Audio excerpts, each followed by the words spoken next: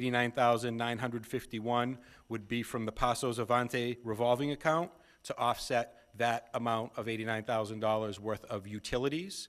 And that would supply us with enough funding to reinstate line item 22015 in central office. And that would allow us to keep our team intact, to provide the same level of services and support to our students and our teachers moving forward. And I just want to put it out to the committee, and I'm hopeful that the committee will support that, that plan.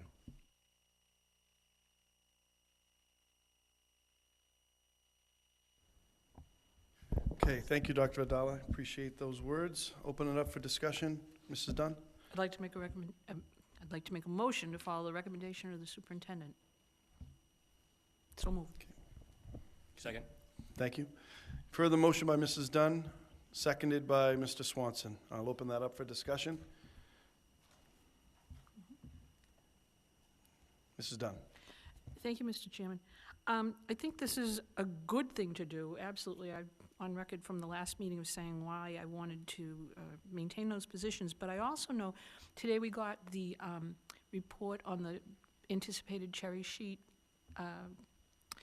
and the assessments, and it looks like, I know it's not definite yet, but it looks like our increase in Chapter 70 and some of the funding, and it, you know, it goes back and forth with the oh my God, school choice amount and the charter school reimbursement and all that, but it looks like it might increase by about $250,000 at some point.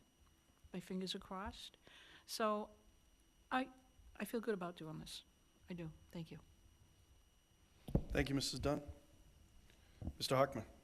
Thank you, Mr. Mayor. Thank you, Dr. Vidala, for this. This is something that at this time tonight I'm able to support, and I appreciate you going back with your team and the mayor for being able to define some source of funding.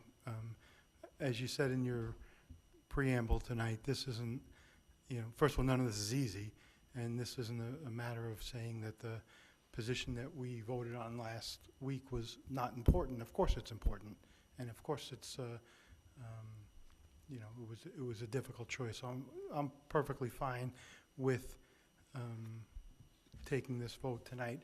I do, and I don't know if it's germane to the motion, so I'll ask it, and maybe we have to take it up after a vote, but we're taking some risks, right? And I talked last week about my varying degrees of comfort with some of this stuff, and I think we all have some of that, but when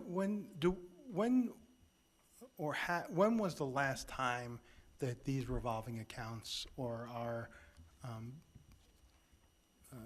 funding or budget was audited? So we do get regular audits of these accounts, and so we can share those. I know Mr. Rippon works with an outside company. I think they audit all the city accounts. So we have an annual audit of the end of year report. So there's quite a bit, but we can definitely share that. I know that in the 4 years that I've been here, we did try to build up during the ESSER funds. We try to build up our revolving accounts as best as we could because they're rainy day funds. Unfortunately, it's raining. We're looking to tap in probably more so than any of us are comfortable with. But I do think that we have those and we can share that with you. Absolutely. Yeah, thank you. I'm happy to hear that. I suspected that. I mean, we have compliance all over the place that we have to deal with, so I suspected that. I know we've had a busy month of May. We're going to have a busy month of June with graduations and award ceremonies and things like that. Perhaps in September or as we start the new school year, somewhere around there, perhaps we can have a finance committee meeting, Mr. Olympio, if you don't mind sharing that, and we can get that information and just kind of review it and see where things stand, just to hopefully put us maybe a little more at ease. But in any event, thank you. That's a good suggestion. Thank you, Mr. Hockman. Mr. Miko. Thank you, through the chair of the committee, and thank you, Dr. Vidala, and to this whole committee. I'm very proud of everyone in this room. We fought for our students. We were able to bring back some of those important positions, key positions in front of students. And on my way in, I have a short drive, but I was thinking, you know, like anything else, business, politics, parenting, teaching, you always need to have a compromise somewhere along the way. And I think this was a nice compromise from the committee to the whole group here. where we were able to retain some of those positions that are important and show value in a position that our leadership team believes in as well. So I will support it, and if we do have any additional funds coming in, I would hope that some of those other positions that we were looking at can be fulfilled. And I, through the chair, I agree with Mr. Hockman about getting a finance committee meeting set up, because we're going to be, it may be raining now, but we just don't want it to pour next year. So hopefully we can get ahead of the game. But thank you, Mayor. Thank you, Dr. Vidala, and the whole group. I'm very proud of everyone in this room for working hard and supporting our students and staff. Well said, Mr. Miko. Thank you. Mr. Olympio? Thank you, Mr. Mayor. Thank you, Dr. Vidala, and your team for all that you've done.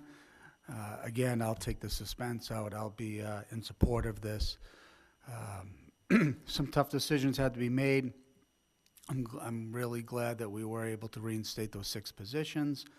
And certainly we have some work to do going forward, because I do think the decisions will be tougher going forward in the future, with the budget probably getting a little tighter over the next year or two. But I appreciate the conversations that I had with yourself and some other members of your team, just to get a better understanding on how things would impact student services. So I appreciate that, and certainly I always keep my mind open to things, but I think it's a win-win overall for everybody. Thank you. Thank you, Mr. Olympio. Okay. We have a motion before us. Roll call vote, please. Mr. Hockman. Yes. Mr. Swanson. Yes. Mrs. Dunn. Yes. Mr. Olympio. Yes. Mrs. Carpenter. Yes. Mr. Miko. Yes. Excellent. Thank you so much for that. So now, without further ado, this is the budget presentation.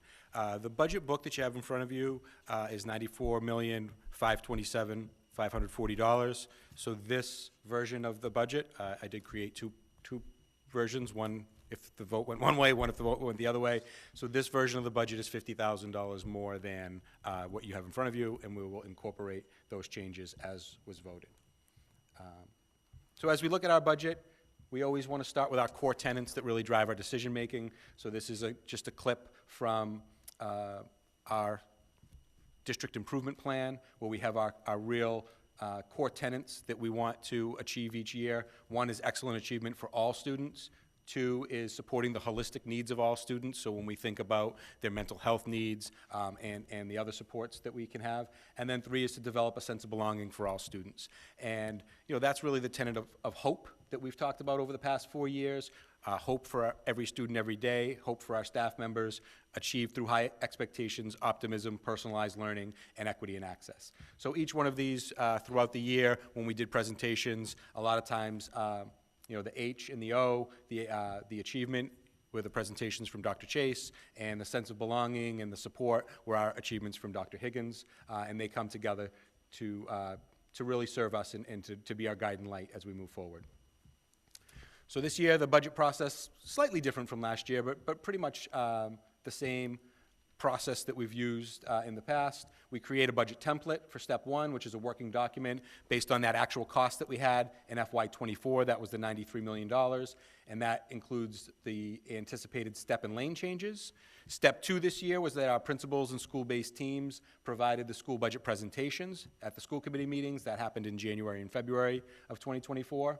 And then we moved to step 3, which was to develop the FY25, that should say 25, budget book for draft 1, which was level service, with the school presentations, and our 3 major budget drivers, which are health insurance, transportation, and special ed tuitions. That was the budget that we first presented. It was $98,698,400. Understanding that we needed to create some reductions, we had step 4 was the tier 1 and tier 2 reductions, utilizing our other funding sources, and that was our revolving accounts and the one-time grant funds, which brought us down to about $96 million.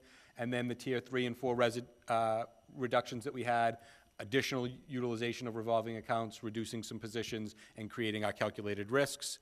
With tonight's vote, the voted budget would be $94,577,540. Just a comparison from 24 to 25. Last year, we had 35 million in Chapter 70, 55 million in the municipal contribution, for a voted budget of 90,677,549, and we utilized $2.4 million in ESSER for a total allocation of $93 million for the FY24 total budget. That included 861 FTEs, 845 in the budget, and 16 in ESSER. This year, our proposed budget tonight, $94,577,540, 37 million from Chapter 70, and 57.5 million as the municipal contribution, for our total budget of $94,577,540. That is a total of 839.4 FTEs, and we'll have additional FTEs in the revolvers this year, as well as grant funding. An overview of the budget, just some of the increases and decreases compared to last year. So 4 bullets here on the increases. Step and lane changes for the CBA. This includes the positions funded from ESSER, which was about 10 elementary reading teachers and our virtual school staff, so 16 FTEs total. And this funding for the curriculum resources, which were previously funded through ESSER. And in this current voted budget tonight, there'll be about $1 million in increases of health insurance, $341,000, out-of-district tuitions, $450,000, and contractual transportation of $365,000. That $1 million is in this budget. Our original estimates were about $2.5 million. The reductions that we did in Tier 1, where we'd had some reductions in health insurance paid for out of revolvers, out-of-district tuition and transportation through those other funding sources. We decreased some educational technology, able to fund that out of the revolving account for Chromebook fees, science from scientists being paid by grant funding, and then some additional curriculum and instruction reductions that we had in Tier 1. Tier 2, we eliminated teacher fellows, and we funded 8 FTEs through grants and revolvers. In Tier 3, we eliminated 5 FTEs, and we utilized revolving accounts and other funding sources for the additional FTEs that we wanted to maintain and that we were able to maintain. And then Tier 4 was, of course, the calculated risk in health insurance of $546,228. So this is where our appropriated budget comes in. 37 million from Chapter 70, 57.5 from the city's contribution, for a total budget of $94,577,540. This would be the voted budget for FY25 for this evening. Quick breakdown of salary versus non-salary. So the salary is about 2/3 of this budget, or $63,641,943. The non-salary is about 1/3 of this budget, or 33%. $30,935,597. And we go both ways on this. Sometimes we vote for the salary and the non-salary in 2 separate votes, and sometimes we vote as the whole budget. I know the city council last year voted on the whole budget, so if we were to make a motion, I know we're going to do public participation first, but a motion to approve the proposed budget for the FY25 school budget of $94,577,540 as presented, or we could do the 2 motions this way. I'll leave that to Mr. Olympio. But I can answer any questions, or we can open it to public participation. Thank you, Doctor. And any questions from the committee on any aspects of that presentation, any of the numbers? Okay. All right, at this time then, I would like to open it up for any public comment regarding the budget. We'll open that up now. Anybody, please, if they'd like to come forward and speak, the microphone is open. Okay. Okay, open it back up. Anybody online that would like to enter?